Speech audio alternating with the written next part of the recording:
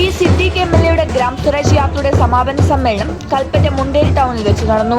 Youth league സംസ്ഥാന president PK Firoz പരിപാടി ഉദ്ഘാടനം ചെയ്തു. കൽപ്പറ്റയിൽ ടി സിദ്ദീഖ് MLAയും കൽപ്പറ്റ മുനിസിപ്പാലിറ്റിയിൽ UDF സഖ്യവും നടത്തുന്നത് മികച്ച ഭരണമാണെന്ന് അദ്ദേഹം പറഞ്ഞു.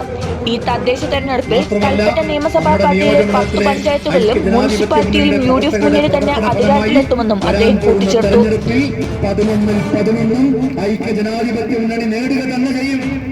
യാതൊരു സംശയവും ഇത് ഉറപ്പിച്ചതുകൊണ്ടാണ് തദ്ദേശ തെരഞ്ഞെടുപ്പിൽ മാത്രമല്ല 2026 നിയമസഭാ തെരഞ്ഞെടുപ്പിലും പിണറായി വിജയനെ താഴിറക്കി ഐക്യജനാധിപത്യ മുന്നണി അധികാരത്തിൽ വരുന്ന കാര്യത്തിൽ ഒരു തർക്കവുമില്ല.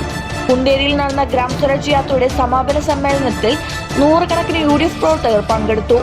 കൽപ്പറ്റ MLA ടി സിദ്ദീഖ് അധ്യക്ഷത വഹിച്ച പരിപാടിയിൽ മുൻ ആലത്തൂർ MP രമ്യ ഹരിദാസ്, KPCC അംഗം PP അലി, മുസ്ലിം ലീഗ് നേതാവ് സലീം മേമന തുടങ്ങിയ സംസ്ഥാനത്തെയും ജില്ലയിലും പ്രമുഖ UDF നേതാക്കൾ പരിപാടിയിൽ സംസാരിച്ചു. ന്യൂസ് 1 കൽപ്പറ്റ.